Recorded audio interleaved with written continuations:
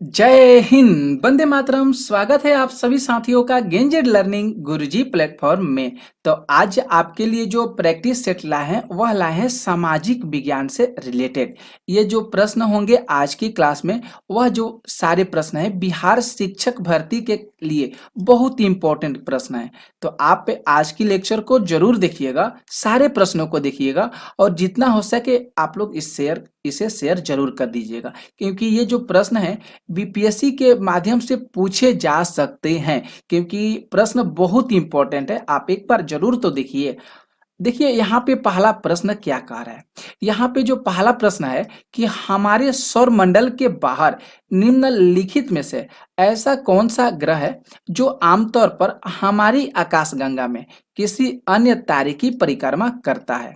तो अगर बात करें यहाँ पे जो राइट आंसर हो रहा है ऑप्शन बी, ये बिल्कुल सही हो रहा है। एक्सो प्लेनेट जो ग्रह होगा, यह जो है एक्सो प्लेनेट ग्रह, यह सौर मंडल के बाहर स्थित ग्रह होता है। या एक्सो प्लेनेट दे सकता है ऑप्शन में, या करके भी दे सकता है, एक्स्ट्रा सोलर भी दे सकता है। एक्स्ट्रो प्लेनेट कह सकते हैं या एक्स्ट्रा सोलर भी कह सकते हैं, ये भी आपको ऑप्शन में दे सकता है। तो ध्यान रखना होगा आप लोग को। ओके, तो ये जो होंगे एक्सो प्लेनेट कह सकते हैं या एक्स्ट्रा सोलर कह सकते हैं, ये सौरमंडल के बाहर स्थित ग्रह होते हैं। और ये जो दोनों ग्रह हैं, ये सूर्य की परिक्रमा नहीं करते हैं। ये किसकी परिक्रमा करते हैं? तो ये तारे की परिक्रमा करते हैं। और इसकी पुष्टि कब किया गया था? तो 1992 ईस्वी में इसको खोजा गया था। ओके, क्लियर हो गया। आते हैं दूसरे प्रश्न पे। यहाँ पे देखिए दूसरा प्रश्न।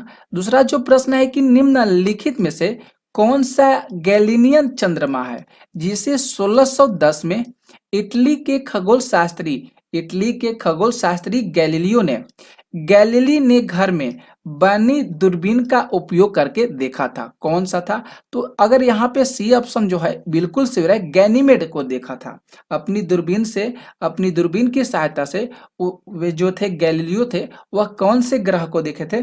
तो गैनीमेड को देखे थे। राइट आंसर यहाँ पे जो सी हो रहा है यह बिल्कुल सही हो रहा है। ओके, और सौरमंडल का सबसे बड़ा ग्रह कौन सा होता है? तो सौरमंडल का सबसे बड़ा ग्रह बृहस्पति ग्रह होता है। कौन होता है दोस्तों? बृहस्पति ग्रह होता है। अगले प्रश्नों को देखिए, तीसरे प्रश्न को। यहाँ पे जो तीसरा प्रश्न है कि आईसी 1101 एक डैश है। आईसी 1101 जो है एक डैश है। क्या है भैया? तो यहाँ पे जो है आईसी एक जो है एक प्रकार की गैलेक्सी है, एक प्रकार की गंगा है। तो ऑप्शन बी जो है ये सही हो रहा है। एक प्रकार की क्या है? ये आकाश गंगा है। आईसीसी 1101 जो है एक महाकाय अंडाकार, यहाँ पे जो होगा महाकाय अंडाकार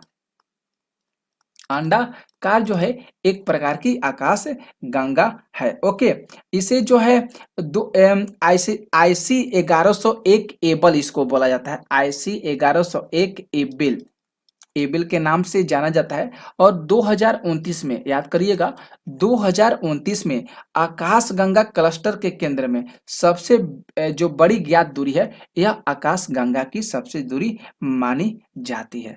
अगले प्रश्नों को देखते हैं। चौथे प्रश्नों को देखिए। चौथा जो प्रश्न है बहुत इंपॉर्टेंट प्रश्न है ये। बिग बैंग सिद्धांत डैश की व्याख्या करता है। बिग बैंग सिद्धांत जो है किसकी व्याख्या करता है? तो यहाँ पे जो सी ऑप्शन हो रहा है, ब्रह्मांड की उत्पत्ति के लिए, ये जो बिग बैंग थ्योरी है इसकी क्या करता है? इसकी व्याख्या करता है। तो राइट आंसर यहाँ पे जरूर आप लोग सी ऑप्शन को सही करिएगा। अगले प्रश्न को देखते हैं, चौथे प्रश्न को। चौथा के बाद देखिए पांचवा नंबर प्रश्न। यहाँ पे जो 5 नंबर प्रश्न करे कि तारे का वर्ण निम्नलिखित में से किसका सूचक होता है? तो जो तारे का वर्ण होता है वह टेम्परेचर के लिए सूचक होता है। राइट आंसर यहाँ पे जो सी होगा यह बिल्कुल सही होगा। किसके लिए सूचक होता है? तो जो सितारे का रंग होता है, जो तारे का वर्ण होता है, वह तापमान पर निर्भर करता है। भिन्न भिन्न प्रकार के जो रंग इसमें प्रदर्शित होते हैं, तो वह बोल सकते हैं कि वह जो है तापमान पर निर्भर करते हैं। ओके, अगर मान लेते हैं एक एग्जाम्पल के तौर पर अगर बात करें कि यदि मान लेते हैं कोई एक तारा है जो लाल रंग का दिखाई देता है, कोई एक तारा है जो लाल रंग का दिखाई देता है, तो उसका टेम्परेचर कितना मानते हैं, तो 3000 केल्विन होगा। कितना होगा दोस्तों, तो 3000 केल्विन होगा। ये इसी तरह अगर बात करें वास्तव में, तो ये जो प्रक्रिया तारा होगा, यह उत्सर्जित ऊष्मीय तरंगों पर क्या करेगा, निर्भर करता है। किस पर निर्भर करेगा, तो तरंगों पर निर्भर करेगा। अगले प्रश्नों को देखते हैं, 6 नंबर प्रश्नों को देखिए। 6 नंबर जो प्रश्न है कि ग्रीष्म काल में रात के पहले प्रहर में दिखने वाला प्रसिद्ध तारामंडल को किस नाम से जाना जाता है। बहुत अच्छा ये प्रश्न है।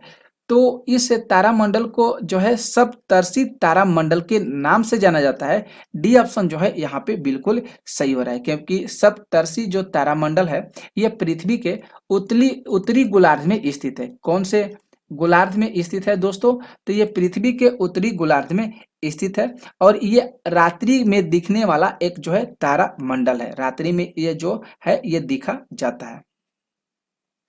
और ये कब दिखा जाता है, तो फागुन, जो फागुन और चैत का महीना होता है, फागुन कहें और चैत के महीना के, यही सावन महीने में, जब अभी सावन चल रहा है, इसी सावन महीने में आकाश में 7 तारों के समूह में ये सप्तर्षि तारामंडल को देखा जा सकता है। इसमें चार तारे चौकोर पर होते हैं और तीन जो तारे होते हैं वह तिरछी होते हैं। ओके, आप लोग देख लीजिएगा। 7 नंबर प्रश्न पे आते हैं। देखिए 7 नंबर प्रश्न, 7 जो प्रश्न है कि ब्रह्मांड है के अध्ययन को डैश के नाम से जाना जाता है, तो इसको जो है कॉस्मोलॉजी के नाम से जाना जाता है। राइट आंसर यहाँ पे जो होगा यह बिल्कुल सही होगा। कॉस्मोलॉजी जो है एक विज्ञान की वह शाखा है जिसमें ब्रह्मांड से जुड़ी प्रत्येक वस्तु का अध्ययन किया जाता है। तो ए ऑप्शन जो है यहाँ पे बिल्कुल सही हो रहा है। अगले प्रश्न को देखते हैं, प्रश्न संख्या 8 पे। यहाँ पे जो 8 प्रश्न है, पहले नंबर पर ब्लैंक्स दिया है। विज्ञान का वह क्षेत्र है जो ब्रह्मांड की उत्पत्ति और विस्तार का अध्ययन करता है, वह कौन सा होगा, तो वह हो जाएगा कॉस्मोलॉजी। अभी आप लोग को जस्ट बताए हैं, सी ऑप्शन जो है बिल्कुल सही होगा। अगले प्रश्नों को देखिए, प्रश्न संख्या 9। यहाँ पे जो 9 प्रश्न कर है कि हमारे सौर मंडल का सबसे निकटतम तारा कौन सा है। सबसे निकटतम तारा की बात किया है तो वह हो जाएगा प्रोक्सिमा सेंटोरी हो जाएगा। ऑप्शन जो है ये सी ऑप्शन बिल्कुल सही होगा। प्रोक्सिमा सेंचुरी होता है, सेंटोरी होता है। ओके, तो सी ऑप्शन यहाँ पे बिल्कुल सही होगा, प्रोक्सिमा सेंटोरी। यह जो है सूर्य का निकटतम तारा माना जाता है। सूर्य का निकटतम तारा जो है किसे माना जाता है, तो प्रोक्सिमा सेंचुरी को माना जाता है। जो सूर्य से कह सकते हैं कितना दूर पे है, तो सूर्य से 4.3 प्रकाश वर्ष क्या है, दूर है। और प्रकाश वर्ष की जो मात्रा होती है वह क्या होती है, दूरी होती है। इस चीज को ध्यान में आप लोग जरूर रखिएगा। 10 प्रश्नों को देखिए। 10 जो प्रश्न है कि निम्नलिखित में से कौन सा तारा सूर्य के सबसे नजदीक है, तो अभी जस्ट बताया है प्रोक्सिमा जो सेंटोरी है ये सूर्य के सबसे नजदीक ग्रह जो है नजदीक तारा माना जाता है। 11 प्रश्नों को देखिए। 11 जो प्रश्न है कि खगोल भौतिकी के संदर्भ में निम्नलिखित में से वह कौन सा शब्द का प्रयोग किया गया है जो किसी हैबिटेबल जोन के लिए किया जाता है। अर्थात कह सकते हैं कि किसी तारे से दूरी की रेंज जहां पानी को तरल अवस्था में रहने के लिए उचित तापमान हो, उससे किस नाम से जाना जाता है। तो राइट आंसर यहाँ पे जो हो रहा है Goldilocks zone, option D बिल्कुल यहाँ पे सही हो रहा है। गोल्डी लॉक्स जोन जिसे जो है हैबिटेबल जोन के नाम से जाना जाता है। ओके, और ये जो होता है एक तारे के चारों ओर वह क्षेत्र को बनाता है जहां पृथ्वी जो है किसी भी ग्रह की सतह को ना तो बहुत ठंडी कर सकती है और ना ही बहुत गर्म कर सकती है। ओके, तो यहाँ पे डी ऑप्शन बिल्कुल सही हो रहा है। अगले प्रश्नों को देखिए, 12 प्रश्न। 12 जो प्रश्न है कि तारा मंडल सप्तऋषि को पश्चिम निवासी किस नाम से जानते हैं? जो तारामंडल है सप्तऋषि, इसको पश्चिमी जो निवासी हैं इसे किस नाम से जाने जाते हैं? तो इसे बिग डीपर के नाम से जानते हैं। सी ऑप्शन जो है यहाँ पे बिल्कुल सही हो रहा है, क्योंकि सप्तऋषि जो तारामंडल है ये उत्तरी गोलार्ध में स्थित है। कौन से गोलार्ध में स्थित है? तो ये उत्तरी गोलार्ध में स्थित है और रात्रि में ये दिखाई देता है। ओके, अगले प्रश्नों को देखिए, 13 नंबर प्रश्नों को।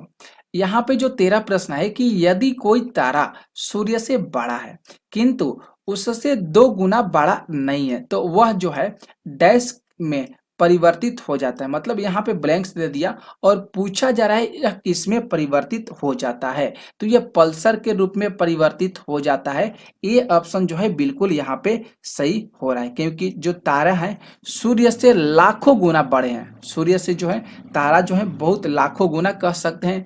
बात करें तो 1.4 गुना जो है सबसे बड़े माने जाते हैं तारा सूर्य से, परंतु बहुत बड़ा ना हो। ओके, अगले प्रश्नों को देखिए, 14 प्रश्नों को देखते हैं।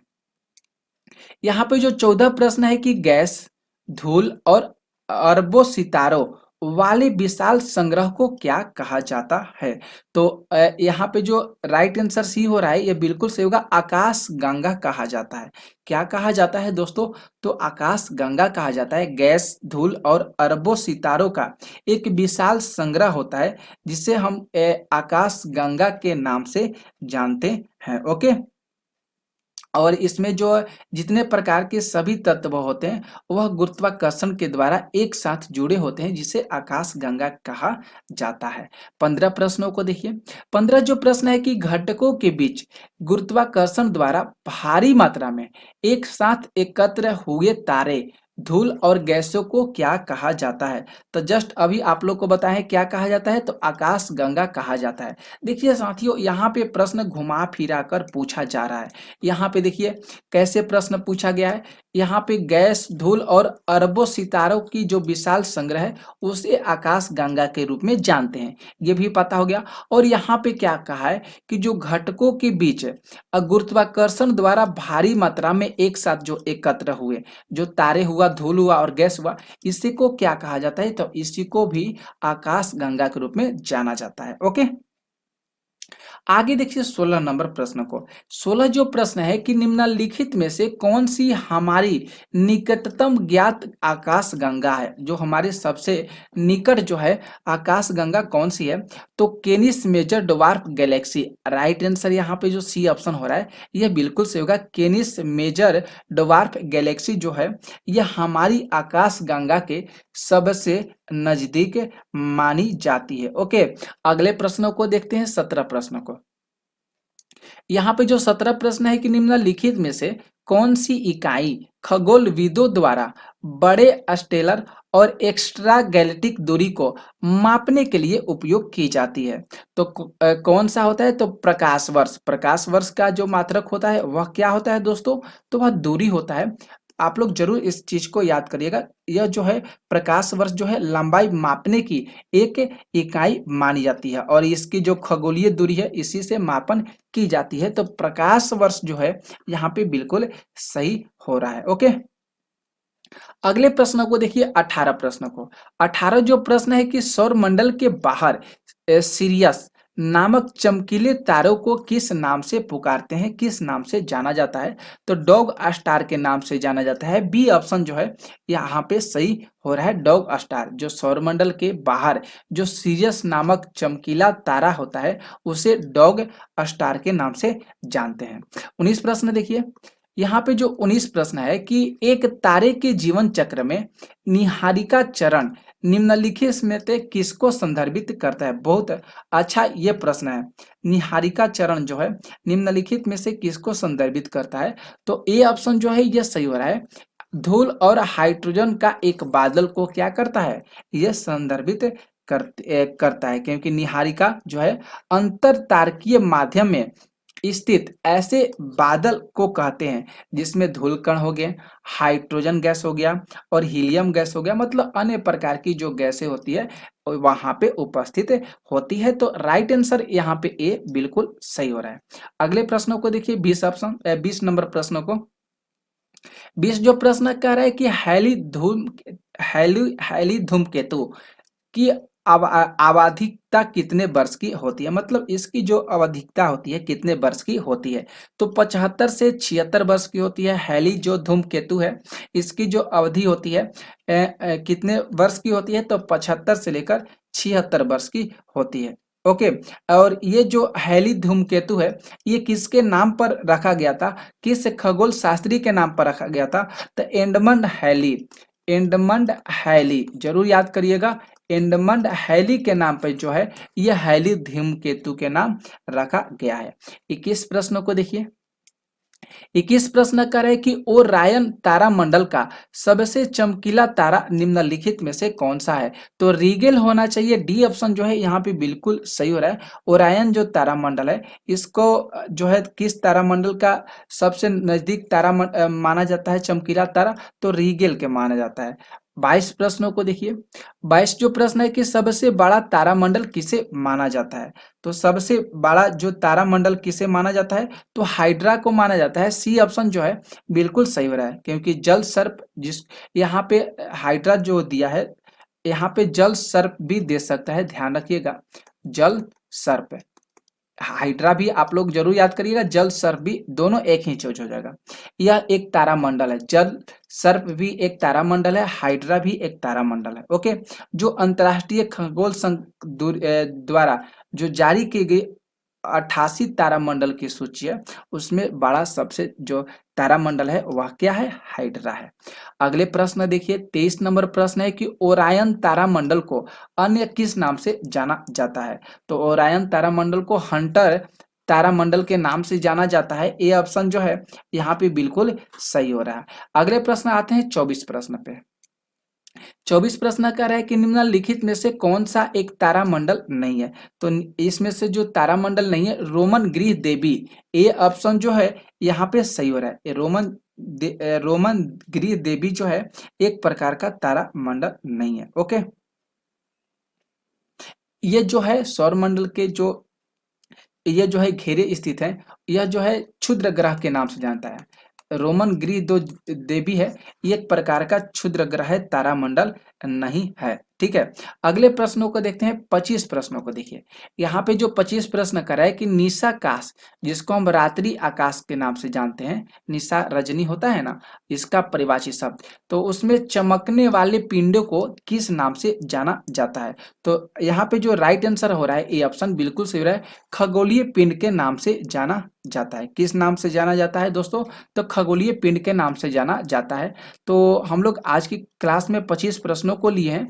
ये कैसा लगा आप लोग को क्लास, जरूर आप लोग कमेंट करके बताइएगा। इसी तरह का वीडियो जो आप लोग को पाना है तो आप लोग इस चैनल को जरूर सब्सक्राइब कर लीजिएगा और जितना हो सके शेयर जरूर कर लीजिएगा। कल मैं आप लोग को सामाजिक विज्ञान के 50 प्रश्न करवाएंगे ऐसे ही, तो आप लोग इस चैनल पर बने रहिएगा। मिलते हैं दोपहर में इतिहास के धमाकेदार प्रश्नों के साथ, तो वो भी क्लास आपके लिए बहुत इंपॉर्टेंट है, जरूर देखिएगा। ओके। तो थैंक यू आप सभी साथियों का। जय हिंद, वंदे मातरम। स्वागत है आप सभी साथियों का गेंजेड लर्निंग गुरुजी प्लेटफॉर्म में। तो आज की जो क्लास है जनरल स्टडी, आप देख सकते हैं स्क्रीन पर, सामान्य अध्ययन के हम लोग प्रश्नों को करने वाले हैं। बहुत इंपॉर्टेंट क्लास है और बहुत इंपॉर्टेंट प्रश्नों को आज की क्लास में मैं लिए हैं। बहुत इंपॉर्टेंट होगा आज की क्लास। आप लोग जितने हो सके आप लोग इस वीडियो को शेयर कर दीजिएगा, लाइक जरूर करिएगा दोस्तों, और आप लोग इस लेक्चर को पूरा देखिएगा, जिससे आपको आइडिया मिल जाएगा कि कैसे प्रश्न जो है बीपीएससी के एग्जाम में पूछे जाएंगे। ओके। तो आइए हम लोग प्रश्न देखते हैं फर्स्ट नंबर प्रश्न को।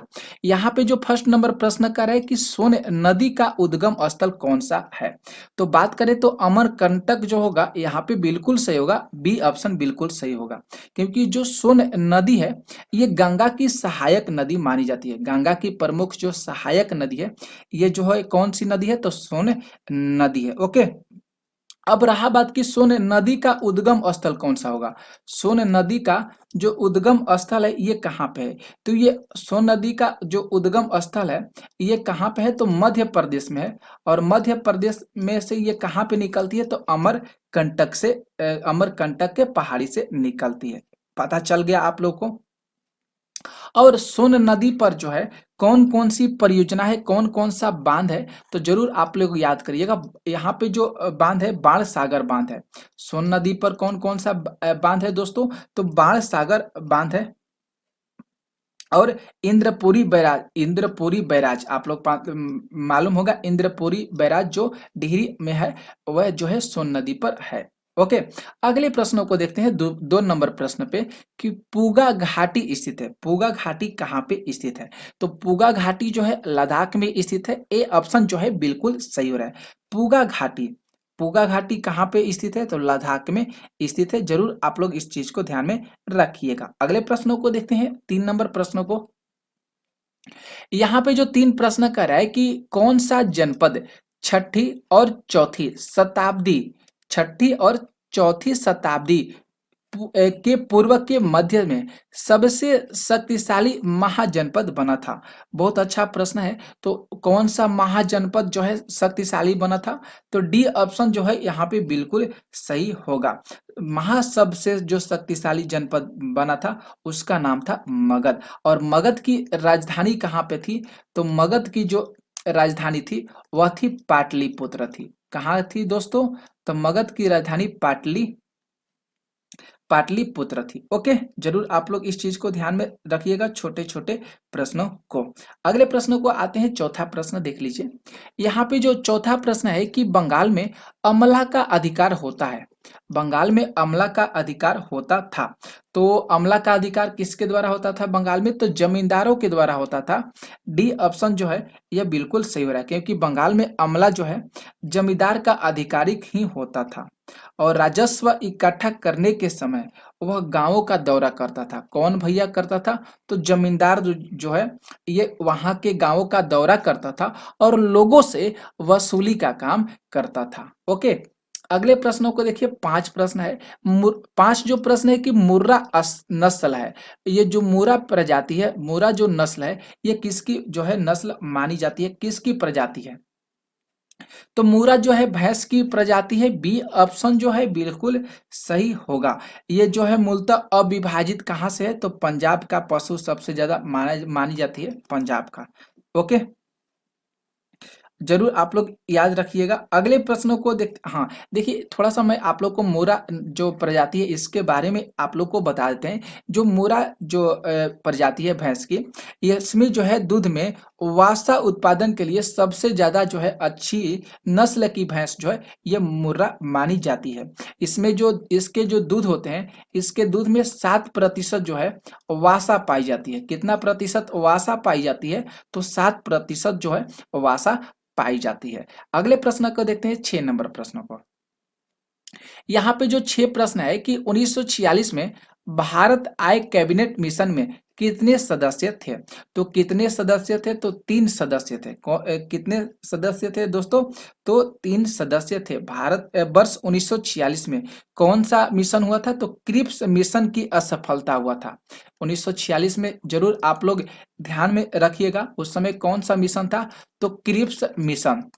कौन सा मिशन, तो क्रिप्स मिशन की जो असफलता हुई थी, तो उस समय 3 सदस्यीय कैबिनेट मिशन को भारत में भेजा गया था। ओके, अगले प्रश्नों को देखते हैं, प्रश्न संख्या 7 को। यहाँ पे जो 7 नंबर प्रश्न है कि निम्नलिखित में से कौन सा अकबर के काल का भूमि वर्गीकरण नहीं है। अकबर के काल के भूमि वर्गीकरण जो है इसमें से कौन सा नहीं है, तो जरिया हो रहा है। डी ऑप्शन बिल्कुल सही है। आईने ए अकबरी, इनका पूरा नाम जो है आईने ए अकबरी है, जिनको हम अकबर के नाम से जानते हैं। और अकबर के शासनकाल में भूमि को कितने वर्गों में बांटा गया था, तो 3 वर्गों में बांटा गया था। कौन कौन सा बांटा गया था, तो एक पोलज बांटा गया था, एक हो गया पडौती बांटा गया था, और एक हो गया बंजर बांटा गया था। ओके, पोलज क्या था, तो पोलज जो है इस यहाँ इस जमीन पर जो है एक के बाद एक हर साल जो है सालाना खेती होती थी। इसे जो है इस जगह को कभी भी खाली नहीं छोड़ा जाता था। अगर बात करें यहाँ पे पड़ौती, जिसको हम चंजर के नाम से जानते हैं, यह जमीन जो है 3 या 4 वर्षों तक खाली रहती थी। ओके, और यहाँ पे जो बंजर की बात करें, यह जमीन जो है 5 या उससे ज़्यादा वर्षों तक इस ज़मीन पर खेती नहीं की जा सकती थी और वहाँ की जो उर्वरा शक्ति है उस मिट्टी की वह ख़त्म हो जाती थी, जिससे वहाँ की जो भूमि होती थी बंजर हो जाती थी। अगले प्रश्नों को देखते हैं, 8 प्रश्नों को। यहाँ पे जो 8 प्रश्न है कि जैन धर्म का 23वां तीर्थकार कौन था? तो जैन धर्म के जो 23वें तीर्थकार थे वह थे पार्श्वनाथ। ऑप्शन जो सी हो रहा है बिल्कुल सही हो रहा है। जैन धर्म के जो 23वें तीर्थकार थे वह थे पारसनाथ। ये जो थे वाराणसी के राजा अश्वसेन के पुत्र माने जाते थे। ये जो थे पारसनाथ। इनकी माता का नाम क्या था? तो इनकी माता का नाम वामा देवी था। इनकी माता का नाम क्या था दोस्तों? तो इनकी माता का नाम वामा देवी था। ओके, ये जो थे सत्य के मार्ग पर जो है अपना चुने थे, सत्य मार्ग चुने थे और इन्होंने 4 महाव्रत का भी पालन करने की शिक्षा इनको प्रदान थी। कौन कौन सा 4 था? तो एक सत्य हो गया, एक हो गया अहिंसा, एक अहिंसा हो गया, एक हो गया अस्तेय और एक हो गया अपरिग्रह। ये जो था इनके 4 जो थे ये इन्होंने इसको पालने की शिक्षा प्रदान की थी। 9 प्रश्न है कि सीमा सड़क संगठन जिसको BRO की जो नाम से जाना जाता है, इसकी स्थापना कब हुआ था? तो इसकी स्थापना 1960 ईस्वी में हुआ था। ओके, जरूर याद करिएगा सीमा सड़क संगठन।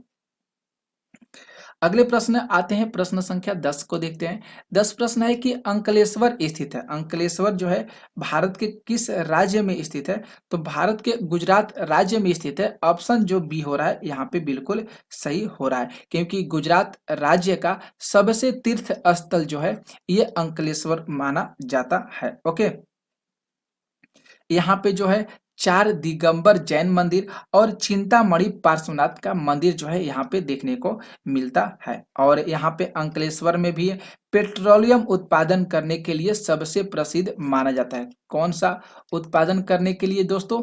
तो पेट्रोलियम। कौन सा दोस्तों? तो पेट्रोलियम उत्पादन करने के लिए ये जो जगह है अंकलेश्वर सबसे प्रसिद्ध माना जाता है गुजरात का। 11 प्रश्न देखते हैं। 11 प्रश्न है कि अवध राज्य का अंतिम शासक कौन था? तो अवध राज्य का अंतिम शासक वाजिद अली शाह था। ए ऑप्शन जो है बिल्कुल सही हो रहा है। ये जो था अवध के अंतिम नवाब था। ये कौन था? वाजिद अली शाह। ये अवध का अंतिम नवाब था। और कब से कब तक था भैया? तो 1857 से लेकर 1856 तक वहां का ये नवाब रहा था। 12 प्रश्न देखिए। 12 प्रश्न है कि भिलाई, दुर्गापुर और राउरकेला ये जो तीनों इस्पात संयंत्र है इसका निर्माण किस पंचवर्षीय योजना के अंतर्गत हुआ था? तो द्वितीय पंचवर्षीय योजना के अंतर्गत हुआ था। ऑप्शन बी जो है ये जो है बी ऑप्शन बिल्कुल सही हो रहा है, क्योंकि यहाँ पे जो अगर हम बात करें यहाँ पे राउरकेला का हम लोग बात करते हैं, अगर राउरकेला की बात करें तो भारत का पहला सार्वजनिक क्षेत्र जो क्षेत्र है इस्पात संयंत्र का इसी को माना जाता है, जिसका निर्माण जो है जर्मनी से हुआ है। राउरकेला का जिसका निर्माण कहाँ से हुआ है दोस्तों? तो जर्मनी से हुआ है। ओके, अगर भिलाई की बात करें हम लोग तो भिलाई कहाँ पे होगा? छत्तीसगढ़ में हो जाएगा। भिलाई कहाँ पे होगा दोस्तों? तो भिलाई छत्तीसगढ़ में हो जाएगा। इसका इस्पात संयंत्र जो है इसका स्थापना सोवियत संघ के द्वारा किया गया था। इसका राउरकेला तो जर्मनी के द्वारा हुआ था और भिलाई जो है सोवियत संघ के द्वारा हुआ था। और दुर्गापुर की बात करें भैया तो दुर्गापुर जो है ये कहाँ पे है? तो दुर्गापुर पश्चिम बंगाल में हो जाएगा। दुर्गापुर पश्चिम बंगाल में होगा। ये किसके सहयोग से बना था? तो ये ब्रिटेन के सहयोग से बना था। आपको पता हो गया अच्छे तरीका से, सब चीज आप लोग को हम ध्यान से बता दिए हैं। ओके, तो राउरकेला हो जाएगा भारत में और जर्मनी के सहयोग से हुआ था। यहाँ पे भिलाई की बात करें तो छत्तीसगढ़ में हो जाएगा। ये किसके सहयोग से हो जाएगा? जो भिलाई हो जाएगा ये सोवियत संघ के सहयोग से हो जाएगा। और अगर बात करें दुर्गापुर का तो ये पश्चिम बंगाल में हो जाएगा ब्रिटेन के सहयोग से। 13 प्रश्न देखिए। 13 जो यहाँ पे प्रश्न है कि निम्न में से कौन सी धातु केवल पराबैंगनी तरंगों की प्रतिक्रिया पर अपने पृष्ठ से इलेक्ट्रॉन उत्सर्जित करती है? तो उसका नाम हो जाएगा जिंक। अगर इसका संकेत का बात करें तो Zn होता है। जिंक जो है जिंक कैडमियम मैग्नीशियम धातु जैसी पराबैंगनी तरंगों की जो प्रतिक्रियाएं होती है उसको अपने पीरियड से इलेक्ट्रॉन को क्या करती है, उत्सर्जित करती है। 14 प्रश्नों को देखते हैं। 14 प्रश्न है कि नामोरी टाइगर रिजर्व जो है भारत के किस राज्य में है। तो नामोरी टाइगर रिजर्व जो है भारत के असम राज्य में है। असम, जिसको असम नाम से जाना जाता है, यह सोनितपुर जिले में स्थित है। ओके, असम बिल्कुल जरूर आप लोग याद करिएगा। इसे जो है नामोरी टाइगर रिजर्व कब घोषित किया गया था, तो आसपास बात करें तो 1999 और 2000 के आसपास जो है इस जो टाइगर रिजर्व है इसको घोषित किया गया था। अगले प्रश्नों को देखते हैं। 12 प्रश्न है कि भारत में मीठे पानी की सबसे बड़ी झील कौन सी है। तो बुलर झील याद करना होगा, बी ऑप्शन जो है ये बिल्कुल सही होगा। और ये झील जो कहाँ पे है, बुलर झील, तो यह बुलर झील जो है जम्मू कश्मीर में है।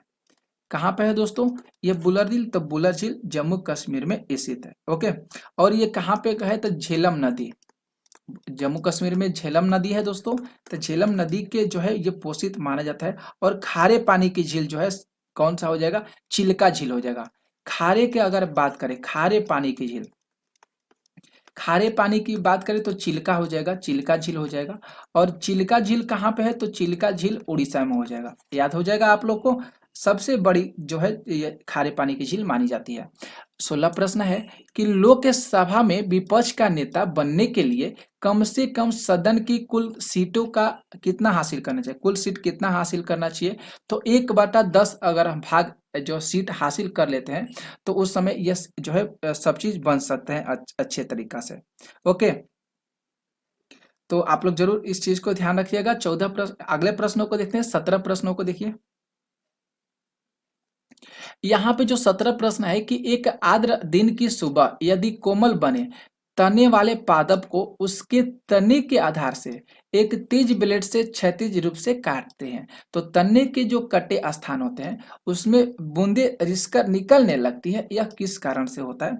तो यह जो होता है वाष्पोत्सर्जन की जो प्रतिक्रिया होती है ना, तो वह उसी के अंतर्गत होती है, उसी के कारण से होती है। तो सी ऑप्शन जो है यहाँ पे बिल्कुल सही हो रहा है। अगले प्रश्नों को देखते हैं। 18 प्रश्नों को। 18 प्रश्न कह रहा है कि सल्तनत काल के दौरान दीवान ए अर्ज विभाग था। तो अर्ज विभाग था वह सैन्य था, बी ऑप्शन बिल्कुल यहाँ पे सही हो रहा है, सैन्य था। ओके, सल्तनत काल के जो उस समय दौरान दीवान ए अर्ज सैन्य विभाग था, वह एक प्रमुख था सैन्य का। अगला प्रश्न देखते हैं। 19 प्रश्न है कि पीटी द्वीप पंछी अभयारण्य कहाँ पे स्थित है। तो यह अभयारण्य जो है लक्षद्वीप में स्थित है। ऑप्शन जो डी हो रहा है ये बिल्कुल सही हो रहा है। पीटी, जिसे पंछी पीटी भी कहा जाता है, जो जिसे पंछी पीटी भी कहा जाता है। ओके, अगले प्रश्नों को देखते हैं। 20 नंबर प्रश्नों को देखिए साथियों, यहाँ पे टाइप करने में मिस्टेक हो गया है, यहाँ पे 20 होना चाहिए था। ओके, तो रहने दीजिए 19 और यहाँ पे 20 हो जाएगा, कोई दिक्कत नहीं है। सारा आप लोग इसको, हम लोग क्वेश्चन को करना है। वर्ल्ड इकोनॉमिक आउटलुक का निम्नलिखित में से किस संस्थान द्वारा किया गया था। तो जरूर आप लोग ध्यान में रखिएगा, अंतर्राष्ट्रीय मुद्रा विकास कार्यक्रम द्वारा जो है इस संस्थान का निर्माण किया गया था, वर्ल्ड इकोनॉमिक आउटलुक का। ओके, और वर्ल्ड इकोनॉमिक जो आउटलुक है इसका जो प्रकाशन है अंतर्राष्ट्रीय मुद्रा कोष के द्वारा भी किया गया था। अगले प्रश्नों को देखते हैं। प्रश्न संख्या 20 जो है, 20 प्रश्न कर है कि वह क्रिया जिसमें एक आर्कटिक अधिपादप की तरह एक वृक्ष पर आता है वह क्या कहलाता है।